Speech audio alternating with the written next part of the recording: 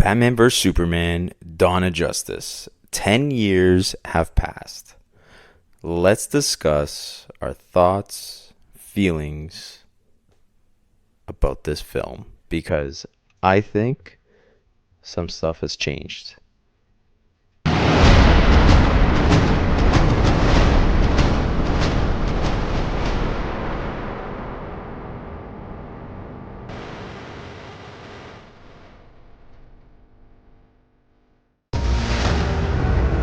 We have a signal now for when I'm needed.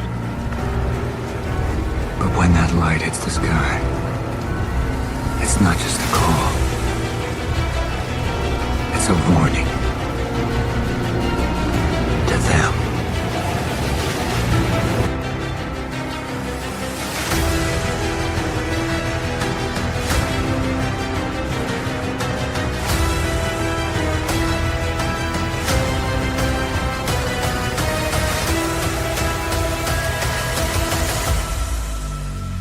Yes, sir. Welcome to Beyond the Bat Signal. Join me as we dive into the depths of Batman's lore, dissecting the Rogues Gallery, and uncovering the stories of our iconic vigilante known as the Dark Knight. Beyond the Bat Signal is a proud member of the Batman Podcast Network, hosted by Batman on Film. Feel free to check out batman-on-film.com, where you can see a whole list of shows that has a ton of podcasts, including Ryan Lauer's The Batman Book Club, Peter Arvera's Straight Outta Gotham, and he also has a Spider-Man podcast. Also, kind of curious to see how he feels about the new Spider-Man trailer that just broke a record. And even the host website, Batman on Film, where the editor-in-chief, Bill Jet Ramey, has his own show, The Social Hour, and then they even have like something where they're doing a Batman 1966 series. So check it out. It's a lot of fun. I definitely tune in to each and every episode. Now, with that being said, let's get to what we want to discuss on today's episode, which is Batman v Superman, Dawn of Justice. 10-year anniversary. And I hate that the fact that I think of this movie and I hear, the first thought that comes to my mind is, well, it was controversial. And, I have rewatched it. I've rewatched it so many times, actually. And with each and every time that I've viewed this film, I've liked it more and more. And in front of me, I do have a bunch of headings that I know I want to talk to about. But with that being said, I also kind of just want to go off script and share my overall thoughts. And I think that's what I'm going to start with, is my overall thoughts of remembering when this film was announced. And just think of the starting point, because, you can go on a bunch of other shows, and heck, Zack Snyder's been on some shows where, he talks about how the script came to be, and you'll get really good in-depth analysis. But for fans' perspectives, I think that's what I enjoy also. So I'll share right from, I remember watching Superman in theaters with a bunch of my friends and loving that film. I know that at the ending was pretty controversial, but in my head I said, well, what else was he supposed to do? It came with consequences, and I kind of like that, where it kind of forces your hero, aka Superman, to kind of having to make a tough decision. And then I remember being poolside, and I had two of my buddies over, and we were discussing Superman, and my buddy Dave, who you've heard on the show, told me they just announced Batman vs. Superman at San Diego Comic-Con. And I said, get out. And my first thought was, well, we just got The Dark Knight Rises. And if I'm not mistaken, it was 2013 that they announced this film. And it kind of blew me away. I was shocked. I didn't know how I felt about another Batman.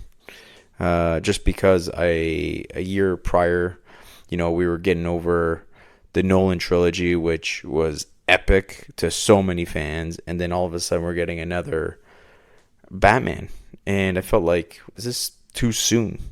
And I said, why aren't we getting another sequel to Superman? And I feel like, DC Comics and DC itself and Warner Brothers owed it to Superman to have another film, and especially the way they ended off. Like, that was such a good film. They made, I think, $700 million that it took home, that film. And, and it's like, how do you not go with another Superman film and give Batman a little bit of a rest?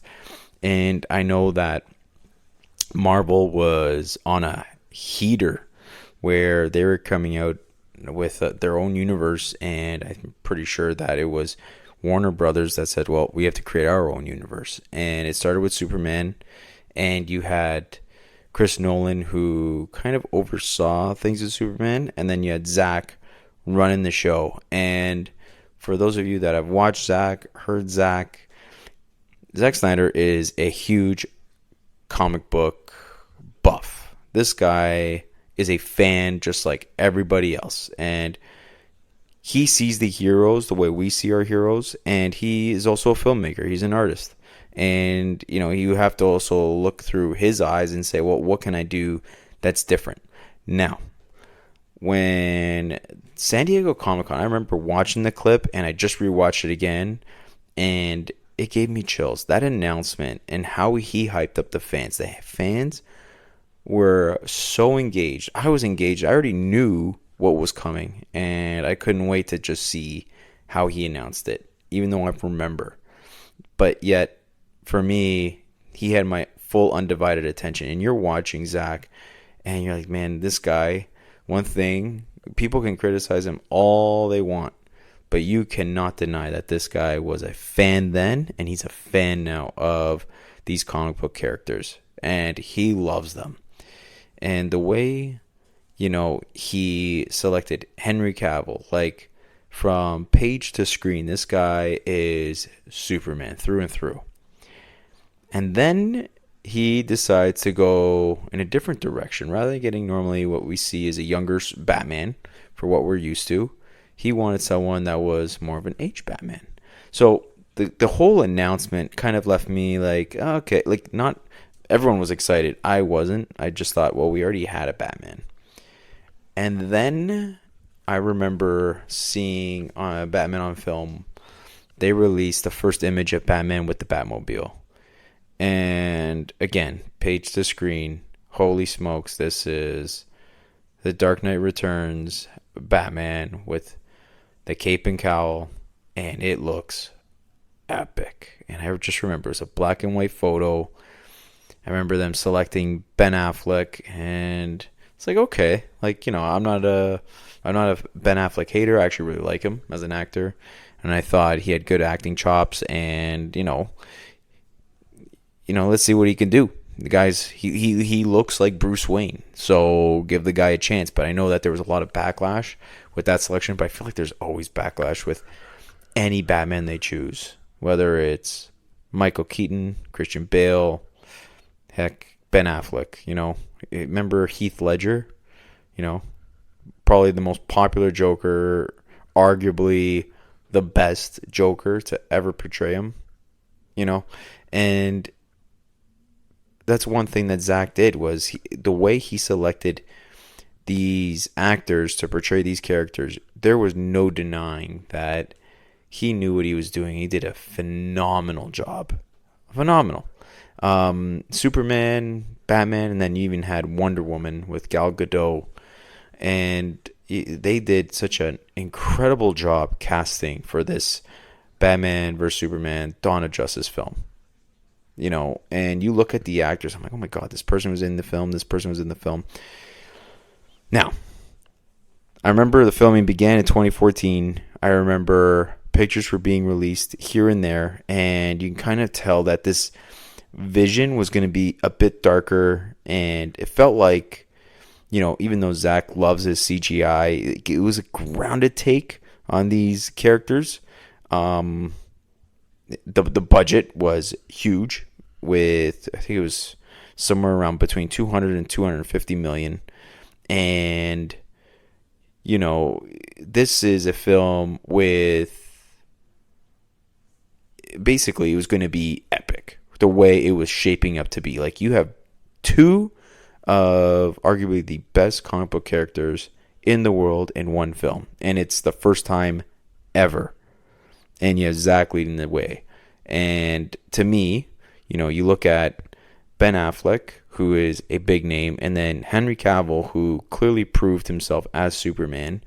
The guy started in the first Superman film and then led the way. Like, he looked incredible. And both these guys, like, physically, they look like they're comic book characters. And to me, I've said it 3 times already, page to screen, these guys look exactly like Batman and Superman. And to me, Zack Snyder pretty much insisted on a human, realistic, from, like, when you look at Batman's suit, it was very realistic. It looked just like that bat suit, that cape and cowl looked like cloth.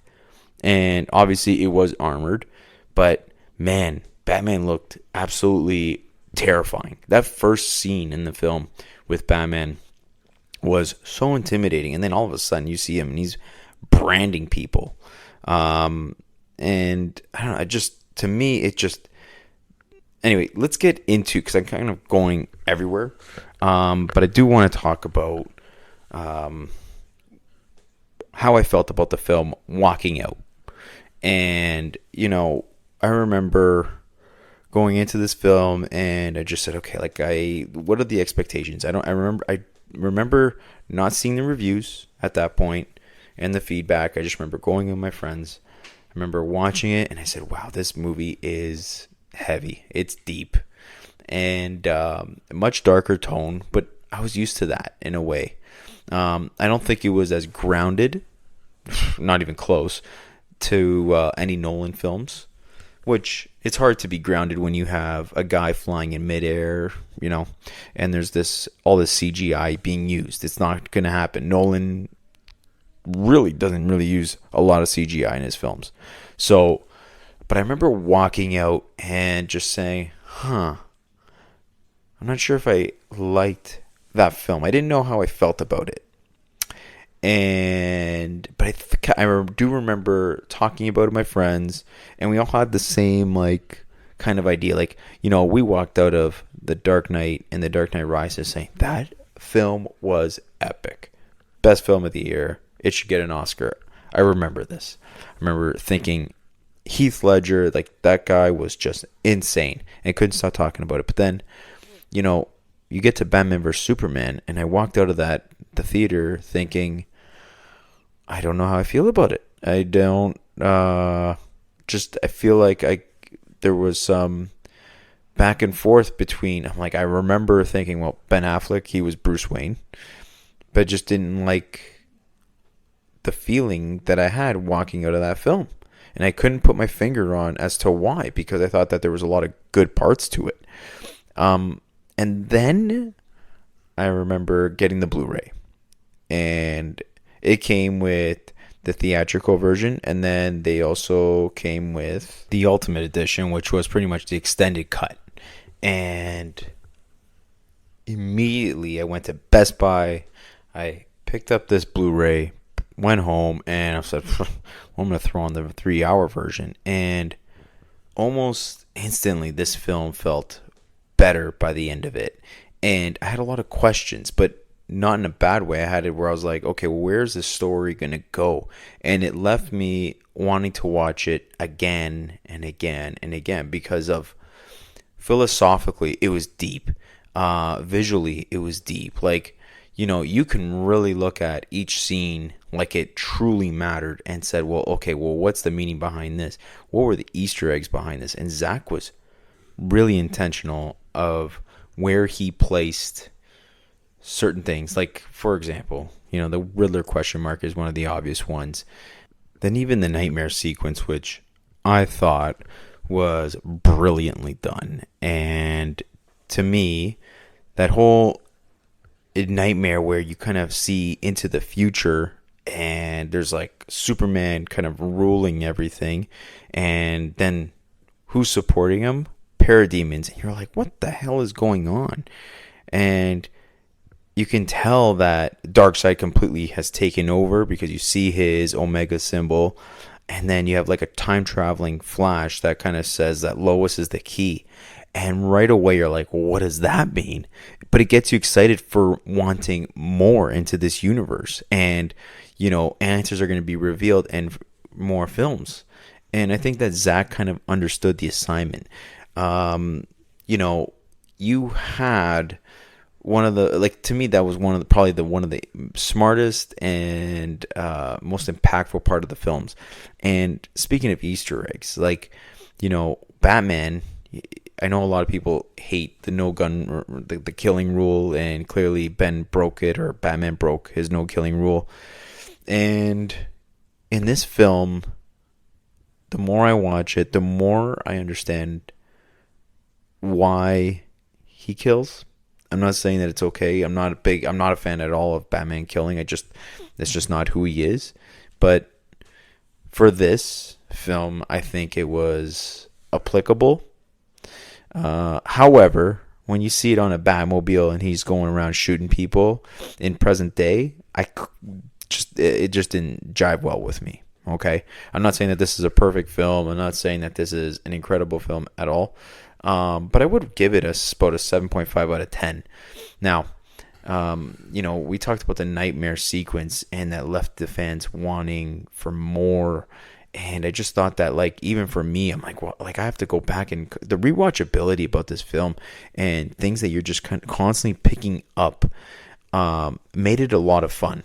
And watching that Ultimate Edition again, like when that came out, it was so impactful for me because it gave me a chance to let this film kind of breathe again and watch it and understand it even further. And I appreciate films like, the one thing with Zack Snyder films, he doesn't dumb it down for anybody, for lack of a better term, but to rewatch it and kind of understand it a bit more and more and more, I appreciate that in a filmmaker. And something like kind of uncovering the secrets, like, okay, well, what does this mean? What does this, truth be told, I was watching this movie about a week ago before I'm obviously recording this podcast, and I was recording with my wife, and she's like, did you notice that the bomb was underneath the wheelchair? And I said, what? Like, this whole time I've been watching, I must have watched this movie at least 30 times, and the bomb was under the wheelchair, and how did I not notice that? And she was the one who pointed it out. I don't know how many times she's watched this film, at least once prior to that, and she noticed it right away. So, hey, but as fans, like, through discussion and just watching, videos that we may have missed on YouTube, and that's what makes this film so much fun. And, I remember in 2016, like, you look at the statistics of it, it did really well. Like, listen to these numbers, and I'll start with the opening weekend. $424 million opening weekend. Then let's talk about the overall gross income. $874.3 million worldwide, and that includes $330.4 million domestically and $544 million internationally. Now, it fell below expectations to the 1 billion mark, but, like, man, you cannot say that economically the gross income of $874.3 million is by all means bad. That's incredible. This film did extremely well. The one thing that really did hurt is that significant second weekend drop, and that was just due to mixed reception. Rotten Tomatoes didn't help it either. And, let's talk about that for a second. And I feel like this podcast is going to go every which way, but let's see. Got 27%. This film got 27%. And I find that really, really hard to believe. Like, this is not, by all means, a 27% tomato meter score. I'm sorry. And I feel like critics just wanted to hate on this film. And I don't know why. But, you know, and then you look at what fans thought of it, and it was the polar opposite. And I don't know if that's a bunch of Zack Snyder fans that are just trying to push his film. But, like, there's no way that it was a 27%. And the more I watch this film, the more I personally, I would have given this, like, this to me deserves not a Rotten Tomato, but by no means, but it does not belong in the 27% range.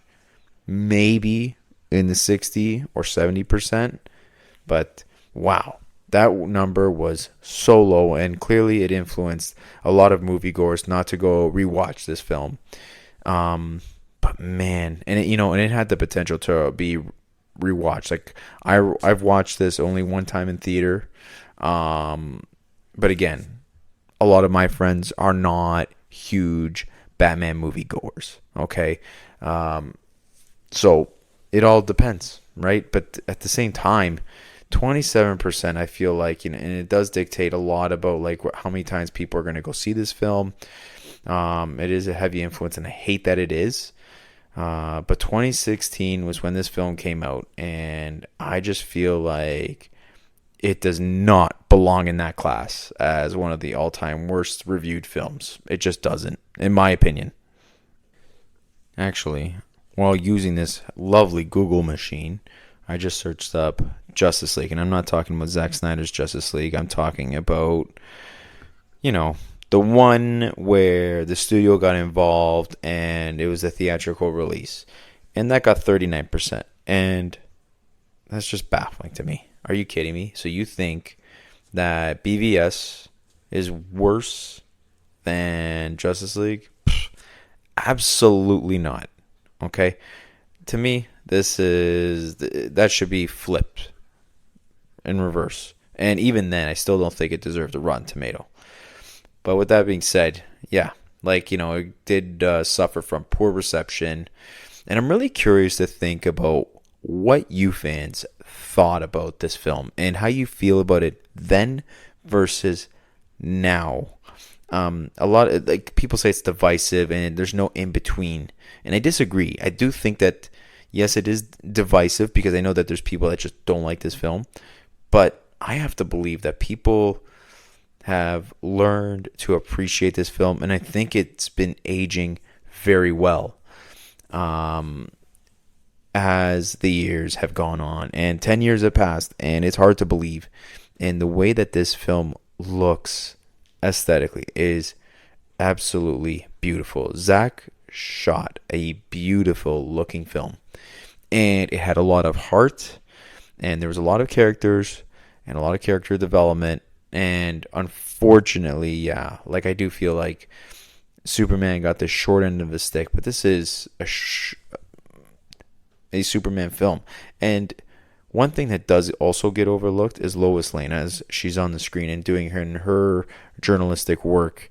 She really does have her own little storyline, and it really does contribute to proving Superman's innocence and and who she is as a reporter. Very independent, and that's one character that I thought was overlooked in this film, and the impact that she had, even right to the very end where she had tried to save Superman and tried to get the kryptonite to go and help defeat Doomsday.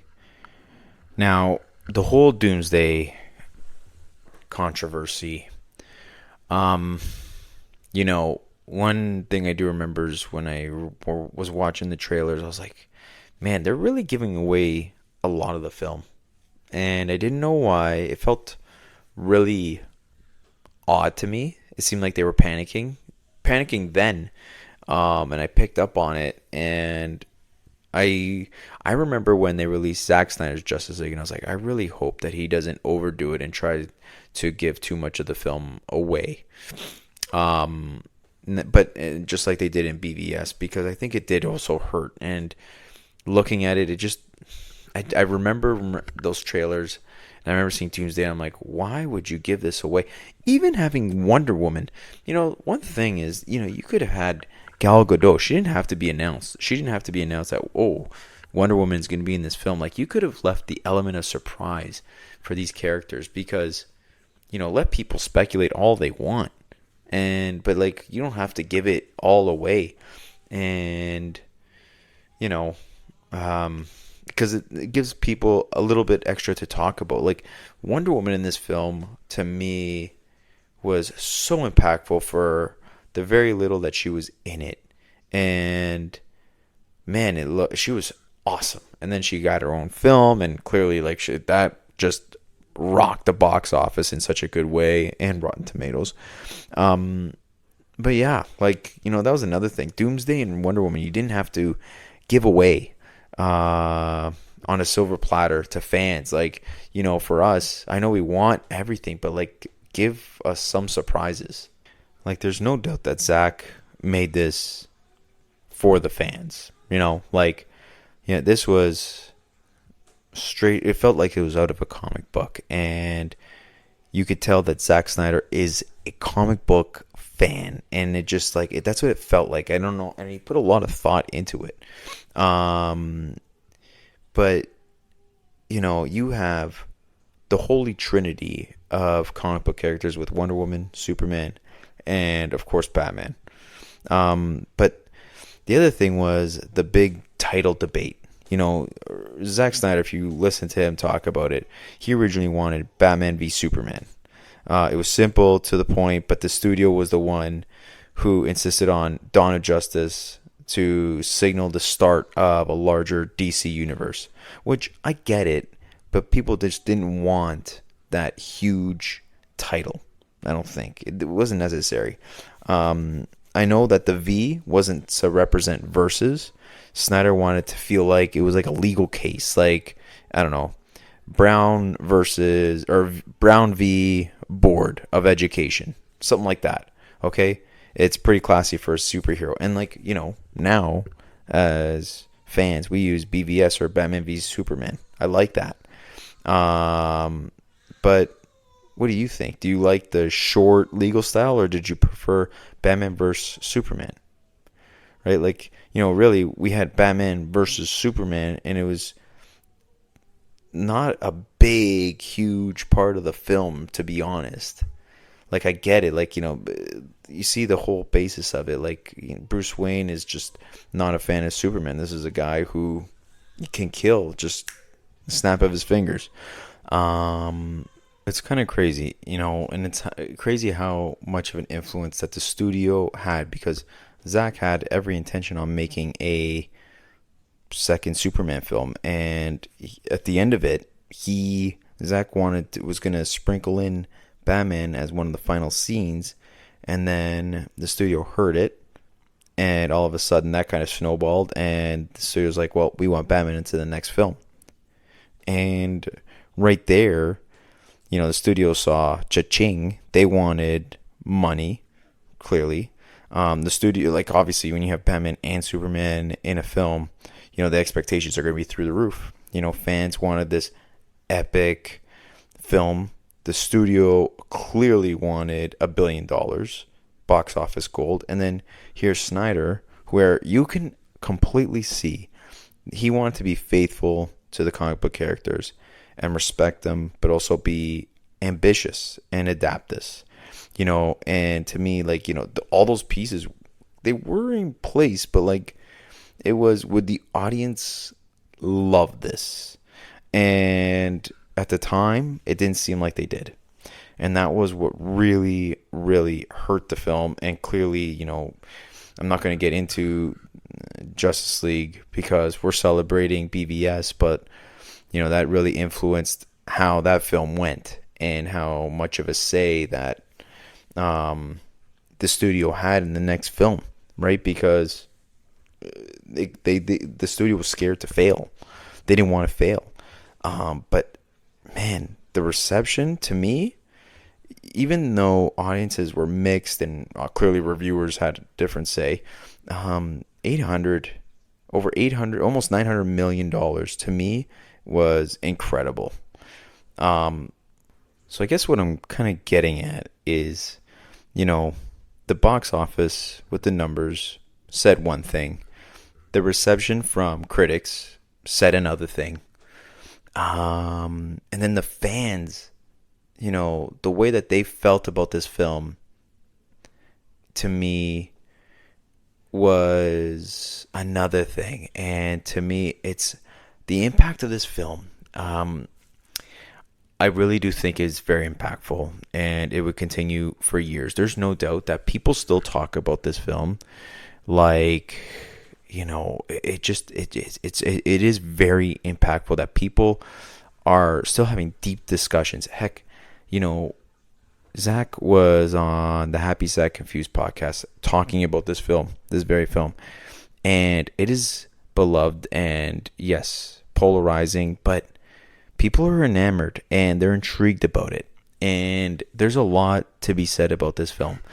And, obviously with post BVS and the following legacy, with the big decisions and the mixed reviews, Justice League's tone had to change. And that's what the studio wanted. And they brought in, Jeff Johns as one of them, and I don't want to get into this crap about it, but Zach had one vision, the studio had another, and in his back pocket, Zach was he filmed so much, and yes, there was pieces of the film that made it into the theatrical cut, but then they hired Joss Whedon, unfortunately, due to the passing of Zach's daughter due to suicide.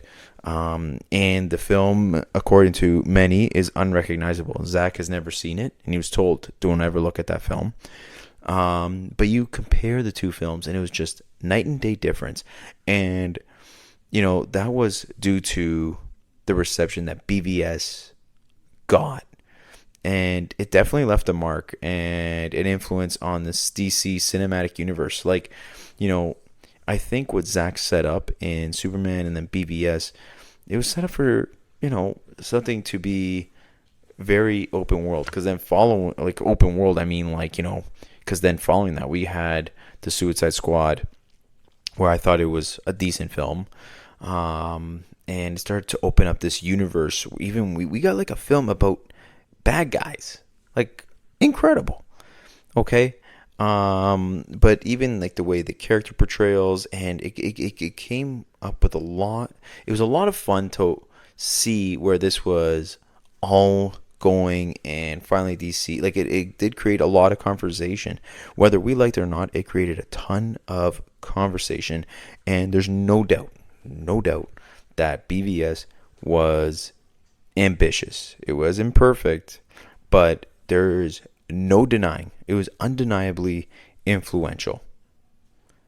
Now, let's get into what this film was really about. It was the clash between the Dark Knight and the Man of Steel. Okay? That's what the studio wanted. Zach helped create that. Chris Terrio helped write it.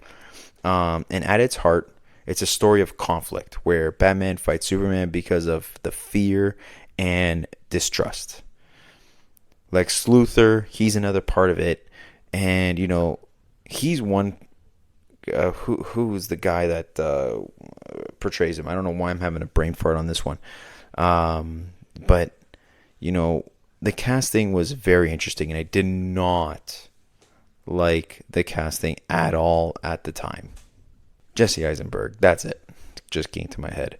And I didn't like this Lex Luthor portrayal whatsoever. And again, that's another one that really did grow on me, and I appreciated a smart but evil Lex Luthor, and very calculated, and I appreciated it. I really did, and I've grown to appreciate it even more, where Jesse Eisenberg is a phenomenal actor, and he, the way, and I know Zach has said this before, where that was not the vision that they had for Lex Luthor. But when Jesse came in and, you know, the script, it took Zack by surprise and said, let's go in this direction. And I remember him saying that, and, you know, I looking back at it, I don't think it was a mistake. I actually appreciated this direction that they went on. Like, yeah, Lex Luthor in the comics is one way, but, you know, there's no denying that he is evil and calculated, and I love it. Like, I really do. That's something that really did grow on me. The other thing was that this film became such a big meme, and it was what used to be the Martha, or what was it, the warehouse scene, but now it's the Martha moment. And, you know, critics argue about the undercut tension. Like, fans say it was humanized by Superman, but, you know, people just didn't like it. Like, save Martha. And I remember all the memes. But this Martha moment where Batman goes and saves Martha, and then you have that huge fight to save Martha, it was groundbreaking in my opinion. I was like, is this out of the Arkham series? Like, it felt like I was watching or playing Arkham Knight at the way that Batman was fighting in that film, and it looked like it was straight out of a video game. And, you know, to me, probably the best Batman fight sequences in any film. I'd put it right up there with the Batman, that opening scene where it was so punishing. But I don't know, like, that warehouse scene or the Martha moment was, to me, it ranks up there as the top 1 or 2 for sure. Batman just felt rugged. He felt punishing, and, you know, he felt mean. This was an older, meaner Batman, like, and you felt it. And there's a lot of questions throughout this film, like, even what happened to Robin. Like, I love the fact that they just threw in a Joker moment where he looked like he spray painted over Robin's costume, and it was, okay, well, what the hell happened to Robin? Clearly we have a dead Robin here. And it left for questions and just curiosity, and I love it. This film, you know, what could have been? I keep thinking about what could have been. What was the direction? What if they made a second Superman movie? What if the studio didn't get involved? What if they continued with Zack Snyder's Justice League and made part 2 and 3? You know, a lot of what ifs. What if, you know, to me, you know, people even criticize, like, the critics criticized The Flash, and I don't know why, because that, to me, that was a good film. Okay, my least favorite part was the CGI babies. That was really weird, but whatever. Other than that, I think that they executed that film perfectly. And yeah, there was a lot of backlash with Ezra Miller, and I get that. But there's no denying that was not a good film. Now, going back to BVS, you know, the actors, the way that they portrayed their characters, I thought it was phenomenally done. And they had big names here, okay? You know, Jesse Eisenberg, Ben Affleck, Henry Cavill, you know, did a really, really good job executing. Gal Gadot, given for what she had. You know, people were familiar with her from the Fast and the Furious franchise, but then here she is playing Wonder Woman, and obviously she was criticized, but prior to being, like, obviously when she was selected, but then, you know, you see her in the film, you're like, wow, badass. Another one was Amy Adams, where she nailed it as Lois Lane, and, you know, she was great in Man of Steel, and then, of course, in BVS, she knocked it out of the park. And I really like Jeremy Irons as Alfred. I thought he was a fantastic Alfred. Not my favorite, but I feel like it's because we didn't get enough of him to really see what he can do. But I did appreciate Alfred. You know, he always has, like, these snarky little comments, and that's Alfred, right? And he's always so supportive. But yeah, like, there's no denying, like, you know, when Ben Affleck, I to this day, I feel like, and this is just my personal opinion, everyone's got their favorite Bruce Wayne. Mine would be Ben Affleck. He's not my favorite Batman, but he is my favorite Bruce Wayne. Kind of curious, what would be yours? Who's your favorite Bruce Wayne and favorite Batman? My favorite Batman right now, I would probably say it's Bale. But I feel like with a couple more films, I am going to say Robert Pattinson. And the other thing with Batman, I mentioned page to screen several times now. The Dark Knight Returns, talk about a heavy influence, and even that heavy armor, like taken right out of the comic book. And how is it that as fans we do not appreciate what Zack was trying to do here? He really did the work, as Pete Vera likes to say. He did the work. Really put in his time, his research, and his understanding. This guy was a comic book buff. We had someone that loves comics, and he really tried to implement a lot of life into these characters, which as fans, I know we appreciate that. I appreciate the fact that this movie was daring. I appreciate the philosophy behind it, the philosophical story behind it. I appreciate the multiple storylines that each character brings.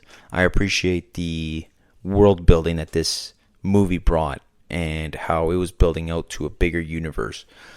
I appreciate all of it. And the more this film ages, the more I wonder what could have been. Don't get me wrong. I am and always will be a solo Batman film guy. I can't wait for the Batman.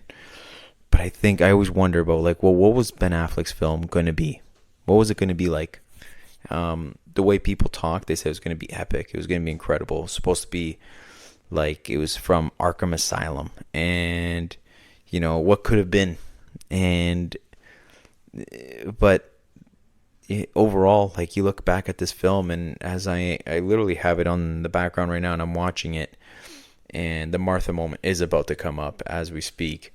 I have actually Gal Gadot going into an airplane, or no, sorry, she's watching the TV screen, and there's unusual activity at Heroes Park. So, but I know that Superman's going to fight Batman at this very moment. So, you know, this film was, a lot of fun to watch, and still is, and people are still talking about it. Heck, we're celebrating 10 years. Talk about how time has just flown by. And truly, I believe this. I think that the film has gotten better and better and better as the years have gone by.